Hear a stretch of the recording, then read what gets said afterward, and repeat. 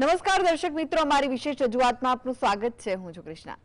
દર્શક મિત્રો, આજે કાળી ચૌદસનો પર્વ છે.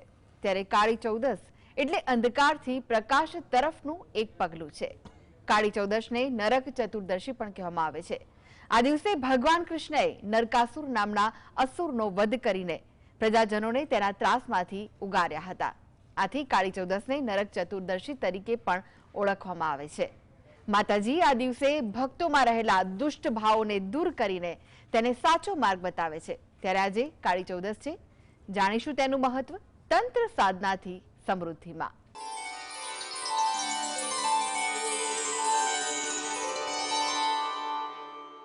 તો આ વિશે વધુ માહિતી માટે આપણી સાથે જોડાઈ ગયા છે આચાર્ય શ્રી ચેતનભાઈ પુરોહિત, જેઓ ગોલ્ડ મેડાલિસ્ટ સોલા ભાગવતમાં રહી ચૂક્યા છે.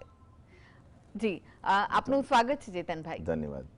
ચેતનભાઈ, આજે કાળી ચૌદસનો પર્વ છે, ત્યારે જે દિવાળીનો આ મહાપર્વ છે 7 દિવસનો, તેમાં કાળી ચૌદસનું શું વિશેષ મહત્વ રહેલું છે અને સાથે જ તે કયા કયા નામથી ઓળખાય છે? સૌને નમસ્કાર, જય શ્રી કૃષ્ણ. આજે આપણે કાળી ચૌદસનું મહત્વ જાણીશું. 5 દિવસનો જે આપણો તહેવાર છે એમાં બીજા દિવસ એટલે કે ધનતેરસ પછીનો જે દિવસ આવે છે તેને આપણે કાળી ચૌદસ તરીકે ઓળખીએ છીએ. આ દિવસે અંધકાર પર પ્રકાશના વિજયનું પ્રતીક માનવામાં આવે છે કે આ દિવસે નકારાત્મકતાને દૂર કરી અને સકારાત્મકતાનું આંતરિક શુદ્ધિકરણ પ્રાપ્ત કરવા માટેનું ખૂબ જ સરસ મહત્વ છે. કાળી ચૌદસને મુખ્યત્વે જેમ આપે કહ્યું નરક ચતુર્દશી અને રૂપ ચતુર્દશી તરીકે ઓળખવામાં આવે છે. પશ્ચિમ બંગાળમાં આ દિવસે ભૂત ચતુર્દશી તરીકે પણ ઉજવવામાં આવતી હોય છે. નરક ચતુર્દશી અને રૂપ ચતુર્દશી કેમ કહેવામાં આવે છે એના વિશેની એક કથા છે. એ કથાના માધ્યમ દ્વારા આપણે જાણી લઈએ કે નરક ચતુર્દશીના શ્રી ભગવાન શ્રી કૃષ્ણએ આ દિવસે નરકાસુર નામના અસુરનો વધ કરી પ્રજાજનોને તેના ત્રાસમાંથી મુક્ત કર્યા હતા. તેથી આનું નામ નરક ચતુર્દશી પડ્યું છે. રૂપ ચતુર્દશી એટલે કે આ દિવસે સૂર્યોદય પહેલા સ્નાન કરી અભ્યંગ સ્નાન કરી એટલે કે સૌંદર્ય અને શુદ્ધિનું મહત્વ છે. તેથી તેને રૂપ ચતુર્દશી પણ કહેવામાં આવે છે. નરક ચતુર્દશી એટલા માટે કહેવામાં આવે છે કારણ કે નરકાસુર નામનો જે રાક્ષસ હતો એને પૌરાણિક ગ્રંથોમાં લખ્યા અનુસાર જે કથા છે એ કથા અનુસાર નરકાસુરે 16,100 રાજકુમારીઓનું અપહરણ કર્યું હતું અને તેને બંધી બનાવી હતી. એમના ઉપર અત્યાચાર કરવામાં આવતો હતો અને એ અત્યાચારથી કંટાળી બધા જ દેવતાઓએ ઋષિઓએ બધા જ ભેગા મળી ભગવાન શ્રી કૃષ્ણની મદદ માંગી કે હે પ્રભુ, અમને આ રાક્ષસથી છુટકારો અપાવો, અમને આ રાક્ષસના બંધનમાંથી તમે મુક્ત કરાવો. ક્યાંક ને ક્યાંક પ્રભુ અમારી કૃપા દ્રષ્ટિ ઉપર તમારા આશીર્વાદ વરસાવો અને અમારી મદદ કરો. આવી ઋષિઓની, બ્રાહ્મણોની અને પ્રજાજનોની દરેક પ્રકારની વિનંતી સાંભળી ભગવાન શ્રી કૃષ્ણએ પોતાની પત્ની સત્યભામા સાથે મળી અને નરકાસુરની સામે યુદ્ધ કર્યું છે અને યુદ્ધ કરી નરકાસુરનો વધ કરી અને એ બધી જ રાજકુમારીઓને ત્યાંથી મુક્ત કરી છે. 16,108 રાણી ભગવાન શ્રી કૃષ્ણની છે એવું આપણે ઘણી વખત શાસ્ત્રોમાં સાંભળ્યું છે. નરક ચતુર્દશી એટલા માટે જ કહેવામાં આવે છે કારણ કે નરકાસુર નામના રાક્ષસનો ભગવાને વધ કર્યો હતો. એટલા માટે શાસ્ત્ર કહે છે કે આ નામને આપણે નરક ચતુર્દશી ઓળખીએ છીએ. એટલા માટે 16,100 રાજકુમારીઓ જે હતી એને ભગવાન શ્રી કૃષ્ણએ સ્વીકાર કરી છે. એ બધાનું કલ્યાણ કર્યું છે. આ રીતે પ્રજાજનોની મદદ કરી છે, ઋષિઓની મદદ કરી છે અને બધાને એ બંધનમાંથી મુક્ત કરી અને ત્યાંથી છુટકારો અપાવ્યો છે. આવા શુભ અને સુંદર પ્રસંગે નરકાસુરનું પણ કલ્યાણ થયું. ભગવાનના હાથે વધ થવાથી એ રાક્ષસનું પણ કલ્યાણ થયું છે. પ્રજાજનો સાથે સાથે 16,100 કુમાર રાજકુમારીઓ જે છે એને પણ ભગવાને ખૂબ સુંદર આશીર્વાદ આપી પોતાની શરણ પ્રાપ્તિ કરાવી છે અને પ્રભુની શરણ પ્રાપ્તિ થાય એનું અવશ્ય કલ્યાણ થાય છે. એટલે શાસ્ત્રમાં વર્ણિત કથા અનુસાર કહ્યું છે કે ભગવાનની 16,100 ને 8 પટરાણીઓ છે જે ભગવાન શ્રી કૃષ્ણની મુખ્ય અષ્ટ પટરાણીઓ છે એમાંની સત્યભામા સાથે મળી અને ભગવાન શ્રી કૃષ્ણએ નરકાસુરનો વધ કર્યો હતો.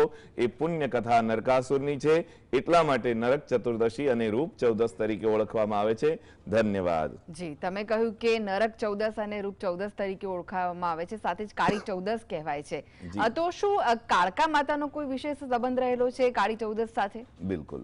મહાકાલી એ 3 દેવીમાંથી, જેમ આપણે ધનતેરસના દિવસે લક્ષ્મીજીની પૂજા કરીએ છીએ, કાળી ચૌદસના દિવસે મહાકાળીની પૂજા કરીએ છીએ અને સરસ્વતી એટલે કે અમાવસના દિવસે માં સરસ્વતીની પૂજા કરી.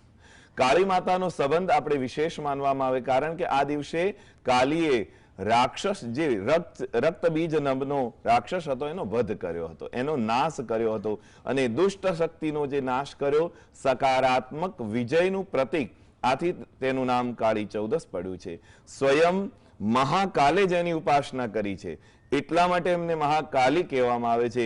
એમનું સ્વરૂપ કાળું છે એટલે એમને મહાકાળી કહેવાય છે એવું બિલકુલ નથી, પરંતુ આ ચતુર્દશી જે રાક્ષસનો વધ કર્યો હતો, સ્વયં મહાકાલે ઉપાસના કરી હતી અને નકારાત્મક શક્તિઓ ઉપર સકારાત્મક શક્તિઓનું વિજય અને પ્રજનન ઉત્પન્ન કરવા માટે આ જે કાળી માતા છે એમને આ દિવસે ભજવામાં આવે છે અને કાળી ચૌદસનું મહત્વ બતાવવામાં આવે છે. ધન્યવાદ. જી, કાળકા માતાની તો ઉપાસના થાય છે, તેમની પૂજા આરાધના કરવામાં આવતી હોય છે, સાથે જ હનુમાનજીની પણ કરવામાં આવતી હોય છે. તો તેની પાછળનું શું કારણ છે? ને એવું પણ કહેવાય છે કે કદાચ કાળ ભૈરવની પણ પૂજા અર્ચના થતી હોય છે કાળી ચૌદસના દિવસે. તો તેની પાછળ શું મહત્વ છે? બિલકુલ, આપણે જાણી લઈએ. ગુજરાતની અંદર કાળી ચૌદસના દિવસે હનુમાનજીની પૂજા કરવાનો એક રિવાજ છે, કારણ કે હનુમાનજી એ શક્તિ, પરાક્રમ અને નકારાત્મક શક્તિઓથી રક્ષણનું પ્રતીક છે. આ સાથે ભક્તો આ દિવસે તેમની પૂજા કરે છે તો શું ભય હોય, રોગ હોય, સંકટ હોય, એમાંથી મુક્તિ મળે એવી પ્રથા છે. કાળ ભૈરવ એ પણ ભગવાન શિવનું સ્વરૂપ છે, એટલે શાસ્ત્ર કહે છે કે શિવ સ્વરૂપ હનુમાનજી પણ છે અને ભૈરવ પણ છે. આ બંને દેવતાઓની પૂજા કાળી ચૌદસના દિવસે અતિ ઉત્તમ માનવામાં આવે છે, કારણ કે કાળ ભૈરવની પૂજા કરવાથી અને હનુમાનજીની પૂજા કરવાથી, સ્વયં મહાકાલીની પૂજા કરવાથી, આ ત્રણેય દેવતાઓની પૂજા કરવાથી જીવનમાં રહેલો ભય, રોગ, ત્રાસ એ બધું જ નાશ થાય છે. સાથે સાથે અનન્ય પ્રકારના આપણી અંદર રહેલા જે શત્રુઓ છે એને ઉપર આપણે વિજય પ્રાપ્ત કરીએ છીએ. શાસ્ત્રમાં કહ્યું છે કે ક્રોધો હિ શત્રુ પ્રથમો નરાણામ. આ ત્રણેય દેવતાઓ એવા છે કે જે મનુષ્યની અંદર રહેલા 6 પ્રકારના શત્રુઓ છે એની ઉપર વિજય પ્રાપ્ત કરાવે છે. સૌથી પહેલા શત્રુની અહીંયા વાત કરી છે તો ભગવાને કીધું છે, ગીતાજીમાં ઉપદેશ આપ્યો છે કે સૌથી પહેલો મનુષ્યનો કોઈ શત્રુ હોય તો એ ક્રોધ છે. અને આ દેવતાઓની પૂજા કરવાથી, કારણ કે આ સ્વયં બધા જ દેવતાઓ ક્રોધને વિજય પામનારા દેવતાઓ છે અને આ દિવસે આપણે પૂજા કરીએ તો ક્રોધ ઉપર વિજય પ્રાપ્ત કરી શકાય છે. બીજા નંબરનો શત્રુ છે, ભગવાને કીધું કામ. કોઈ પણ કામ કરીએ એમાં વિથ કોન્સન્ટ્રેશન કામ કરીએ તો એનું ચોક્કસ સારું રિઝલ્ટ મળે, અને નથી કરતા તો ક્યાંક આપણા માટે શત્રુ પણ બની જાય. ત્રીજા નંબરનો શત્રુ ભગવાને કીધો છે લોભ. અતિ સર્વત્ર વર્જયેત. શાસ્ત્ર કહે છે કે જીવનની અંદર કોઈ પણ વસ્તુ હોય એ અતિની ગતિ થાય ત્યારે ક્યારેય જીવનમાં કામ લાગતી નથી. તો આ ત્રણેય દેવતાઓ આપણને લોભ વૃત્તિ ઉપર પણ કંટ્રોલ કરવા માટે ઉપદેશ આપે છે, એટલે લોભ પણ એક જીવનમાં આપણો શત્રુ રહેલો છે. ચોથા નંબરના શત્રુની વાત કરીએ તો ચોથા નંબરે જે શત્રુ છે એ ભગવાન કહે છે મોહ. શાસ્ત્ર કહે છે, ભગવાન કહે છે, કોઈ પણ વ્યક્તિએ જીવનમાં કોઈ પણ એક વસ્તુ ઉપર ક્યારે ડિપેન્ડેબલ ના રહેવું જોઈએ. એ વસ્તુ જ્યારે જીવનમાંથી નીકળી જાય તો આપણે જીવન નથી જીવી શકતા, એવું ક્યારેય ન બનવું જોઈએ, કારણ કે આ મોહ એ પણ ભગવાન શ્રી કૃષ્ણએ બધાના સંવાદથી અર્જુનને ઉપદેશ આપ્યો છે. ગીતાજીમાં આપણે સાંભળેલું છે. પાંચમા નંબરનું શત્રુ ભગવાને કીધું છે ઈર્ષા. આ ત્રણેય દેવતાઓ આ દિવસે જો કોઈ પણ વ્યક્તિ કાલીની, ભૈરવની અને હનુમાન દાદાની ઉપાસના કરે છે તો એની અંદર રહેલી ઈર્ષા, એકબીજા પ્રત્યેની જે ઈર્ષા હોય, આ શત્રુનો પણ ત્યાગ થાય છે. આ શત્રુ ઉપર વિજય પ્રાપ્ત કરવામાં આવે. અને છેલ્લો શત્રુ જે ભગવાન આપણને ઉપદેશ આપે છે એ છે અહંકાર.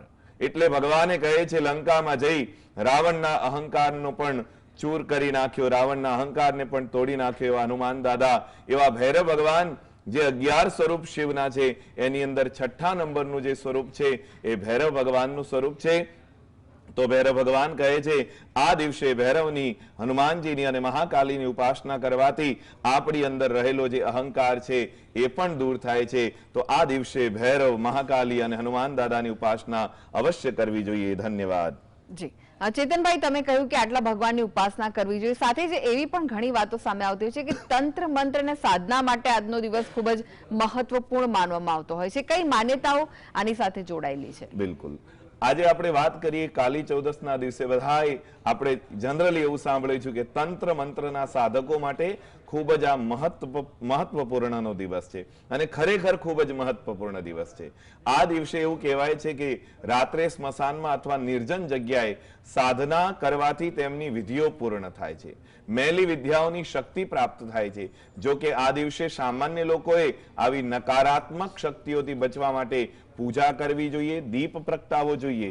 શાસ્ત્રમાં એવું કહેવામાં આવ્યું છે કે આ દિવસે જે તંત્ર માર્ગને સાધતા હોય, આપણા શાસ્ત્રમાં 3 પ્રકારના યંત્ર બતાવ્યા છે: યંત્ર, મંત્ર અને તંત્ર. આપણે બધા જે જીવન જીવીએ છીએ, જેટલા પણ સાત્વિક લોકો ક્રિયા કરે છે એ મંત્ર ક્રિયા કરે છે અને યંત્ર ક્રિયા કરે છે. બીજા નંબરે જે તાંત્રિક લોકો હોય છે, જેમના માટે આ દિવસ અતિ ઉત્તમ માનવામાં આવે છે, એ આવા દિવસે આખી રાત એટલે કે મધ્યરાત્રિએ રાતના 11 વાગ્યાથી લઈ સવારના 3 વાગ્યા સુધી આ જે 4 કલાકનો સમય હોય છે એમાં તંત્ર સાધના કરવામાં આવે છે. પોતાની જે આખા વર્ષની શક્તિઓ હોય એ વિધિ પૂર્ણ કરવામાં આવે છે અને સ્મશાનમાં બેસી આ યંત્ર સિદ્ધિને, તંત્ર સિદ્ધિને પ્રાપ્ત કરવામાં આવે છે. પરંતુ સામાન્ય લોકોએ આ દિવસનો કેવી રીતે ઉપયોગ કરવો જોઈએ? તો શાસ્ત્રમાં બતાવ્યા અનુસાર સામાન્ય લોકોએ આ દિવસે દીવો પ્રગટાવવો જોઈએ, મહાકાલીની ઉપાસના કરવી જોઈએ અને મહાકાલીનો જે મંત્ર છે શાસ્ત્ર પ્રમાણે ઓમ ઐમ નમઃ, ઓમ ઐમ નમઃ, ઓમ ઐમ નમઃ એ મંત્રનો જપ કરીએ તો મહાકાલી આપણા ઉપર પ્રસન્ન થાય છે અને આ મંત્ર શક્તિ છે, મંત્ર શક્તિ કરવાથી હંમેશા શુભ ફળ પ્રાપ્ત થાય છે. આ ચતુર્દશીનો એવો પુણ્ય પ્રાપ્તિવાળો દિવસ છે કે જે લોકો મંત્ર શક્તિથી આગળ વધવા માંગતા હોય તે મંત્ર શક્તિથી ચોક્કસ આગળ વધી શકાય છે. ધન્યવાદ. જી ચેતનભાઈ, તમે જોડાયેલા રહેશો, આગળ પણ આ વિશેની માહિતી આપની પાસેથી મેળવીશું. તો દર્શક મિત્રો, આગળ આપને જણાવીશું કે કાળી ચૌદસનો મુખ્ય અને સૌથી મહત્વપૂર્ણ રિવાજ કયો છે તેના વિશે. તે પહેલા સમય છે નાનકડા બ્રેકનો. લઈએ બ્રેક.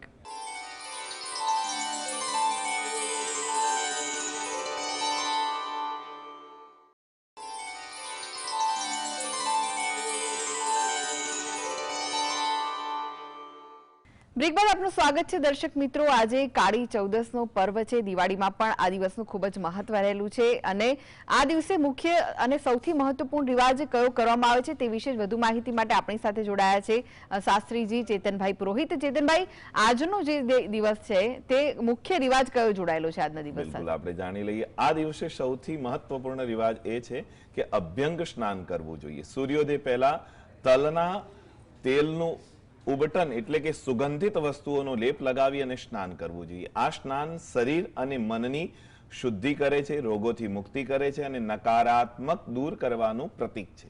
શાસ્ત્રમાં કહ્યા પ્રમાણે સૂર્યોદય પહેલા ઉઠી અને આપણે જો સ્નાન કરીએ છીએ તો ભગવાન પરમાત્મા કહે છે કે જે વહેલો ઉઠે એનું શરીર પણ સુખાકારી રહે છે. એટલે શાસ્ત્રમાં દર્શાવવામાં આવ્યું છે, ભગવાન પરમાત્માએ કીધું છે કે આદિત્યસ્ય નમસ્કારમ યે કુર્વંતિ દિને દિને જન્માંતર સહસ્રેષુ દારિદ્ર્યનોપજાયતે. ભગવાન પરમાત્મા કહે છે કે જીવનની અંદર સૂર્યોદય પહેલા ઉઠીને સ્નાન કરવાનું આપણે ખૂબ જ મહત્વ કીધું છે, પણ આજે અભ્યંગ સ્નાનનું મહત્વ કીધું છે. અભ્યંગ સ્નાન એટલે કે જે સ્નાન આપણે કરતા હોઈએ એની અંદર અત્તર જેવા સુગંધિત દ્રવ્યો પધરાવા જોઈએ અને એ સુગંધિત દ્રવ્ય દ્વારા આપણા શરીરનું લેપન કરી અને શરીર ઉપર સ્નાન કરવું જોઈએ. શાસ્ત્ર કહે છે કે અભ્યંગ સ્નાન અને એમાં પણ તલના તેલનું સ્નાન આ દિવસે ખૂબ જ મહત્વ બતાવવામાં આવ્યું છે. શાસ્ત્ર કહે છે કે વહેલા ઉઠીને જે કોઈ વ્યક્તિ સ્નાન કરે છે એની અંદર જીવનમાં દરેક પ્રકારની સકારાત્મક ઉર્જાઓ ઉત્પન્ન થાય છે. ઓટોમેટિકલી એનો પાવર વધે છે, એનો આત્મવિશ્વાસ વધે છે, એની સાથે સાથે એને જીવનમાં સફળતા પણ મળે છે, યોગદાન પણ મળે છે અને લાઈફના દરેક ડગલે ને પગલે એને સફળતા મળે છે. એવો આ પવિત્ર દિવસ છે જેમાં અભ્યંગ સ્નાનનું ખૂબ જ મહત્વ દર્શાવવામાં આવ્યું છે. ધન્યવાદ. જી ચેતનભાઈ, આ જે દિવાળીનો 7 દિવસનો પર્વ છે તેમાં દીપદાનનું તો મહત્વ રહેલું છે, પરંતુ આજના દિવસે યમદીપનું શું મહત્વ છે ને તે ક્યાં પ્રગટાવવામાં આવે છે? બિલકુલ, ખૂબ સુંદર પ્રશ્ન છે. દરેકને જેનાથી ડર લાગે એવા યમરાજા, આપણે ભગવાન પરમાત્માની પૂજા તો દરેક કરીએ, પણ યમરાજનું નામ આવે એટલે દરેકને ડર લાગે.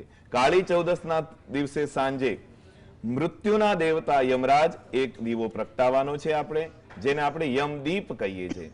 આ દીવો ઘરના મુખ્ય દરવાજાની બહાર દક્ષિણ દિશામાં મુકાય એવું માનવામાં આવે છે કે આ કરવાથી પરિવારના સભ્યોનું અકાળ મૃત્યુથી રક્ષણ થાય અને ઘરમાં શાંતિ રહે છે. હવે આપણે જાણી લઈએ કે આ યમદીપ શું છે, કેમ યમદીપ પ્રગટાવવામાં આવે છે, એની પાછળનું રીઝન શું, એની પાછળનું કારણ શું, કેમ આ દીવો પ્રગટાવવામાં આવે છે. તો શાસ્ત્ર એવું કહે છે કે યમરાજ એક એવા દેવ છે જેનાથી દરેકને ડર લાગે છે. મૃત્યુ પછી યમરાજ બધાને લેવા આવે છે એવું આપણે ગરુડ પુરાણમાં પણ સાંભળ્યું છે. તો શાસ્ત્ર પ્રમાણે આ વખતે 19 ઓક્ટોબર 2025 ના રોજ રવિવારના દિવસે કાળી ચૌદસનો દિવસ છે.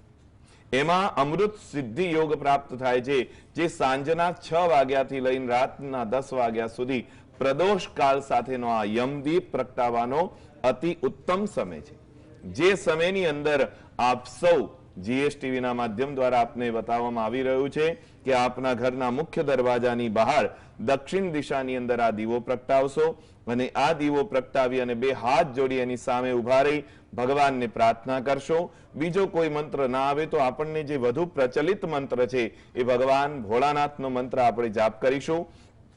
ઓમ મૃત્યુંજય મહાદેવ ત્રાહિ મામ શરણાગતમ જન્મ મૃત્યો જરા વ્યાધિ પીડિતમ કર્મ બંધનૈઃ.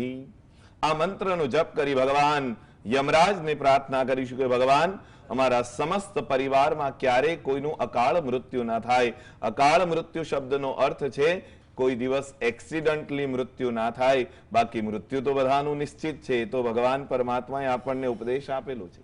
તો શાસ્ત્ર કહે છે આ દિવસે આ રીતે જે કોઈ યમરાજને પ્રાર્થના કરે છે એના જીવનમાં, એમાં પરિવારમાં, એના ઘરની સભ્યની અંદર કોઈ પણ વ્યક્તિનું ક્યારે પણ અકાળ મૃત્યુ નથી થતું. આવી સુંદર પ્રાર્થના ભગવાન યમરાજને કરી અને પ્રાર્થના કરવી અને દીવો પ્રકટ રાખવાનો.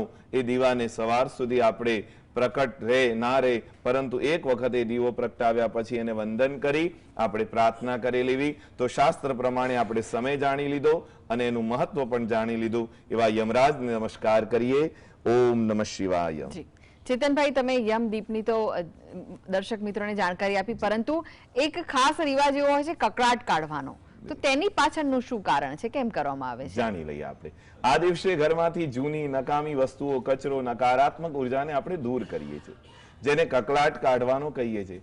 સાંજે ઘરના કકળાટને દૂર કરવા માટે એક દીવો પ્રગટાવીએ છીએ. તેને ઘરની બહાર લઈને જઈએ છીએ, કચરા પેટીની બાજુમાં મૂકી દઈએ છીએ, અથવા તો આપણે 4 રસ્તે જઈને મૂકીએ છીએ. આવો રિવાજ છે. એનાથી શું થાય તો શાસ્ત્ર કહે છે દરિદ્રતા દૂર થાય છે, નકારાત્મક શક્તિઓ જે છે એ દૂર કરી અને ઘરમાં સુખ શાંતિ લાવવાનું આ પ્રતીક માનવામાં આવે છે. શાસ્ત્રમાં કહ્યું છે આપણા ઘણા બધા જગ્યાએ બધા જ બહેનો સાંજના સમયે એક સુંદર મજાનું વાસણ લઈ ઘરમાં ખખડાવતા હોય, એનો અવાજ કરતા હોય છે કે આ તમામ પ્રકારનું અમારો ઘરનો જે કકરાટ છે એ અહીંયાથી બહાર નીકળે. એની સાથે સાથે અમુક દ્રવ્ય, દીવો તો લે છે, એની જોડે અમુક લોકો વડા ઇત્યાદિનો ઉપયોગ કરે છે.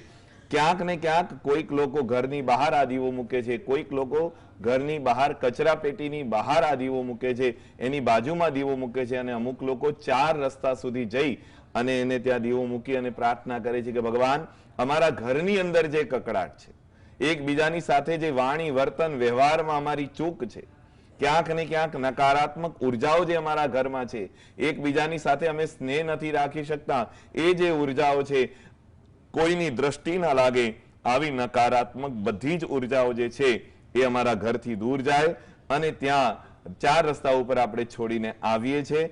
પ્રાર્થના કરીએ છીએ કે આવી નકારાત્મક ઉર્જાઓથી અમારું રક્ષણ થાય, એવો આપણા અહીંયા રિવાજ છે.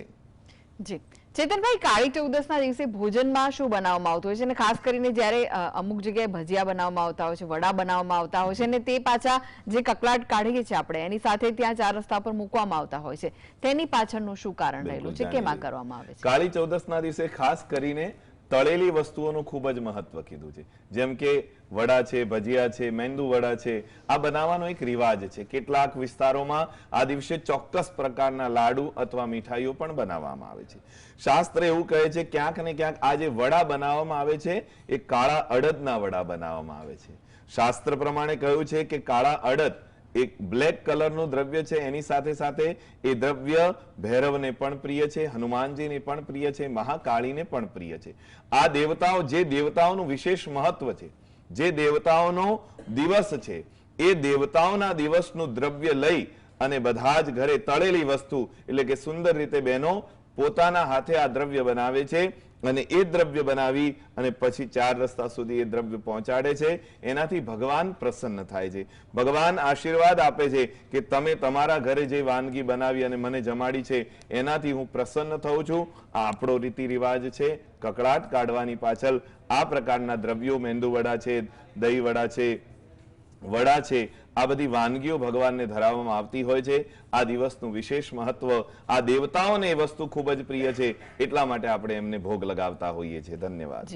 આ સાથે જ આંખોમાં કાજલ લગાવવું, મેસ લગાવી અને સાથે જ હળદરના પાણીથી સ્નાન કરવું તેવું પણ થતું હોય છે, તેની પાછળનું શું કારણ છે?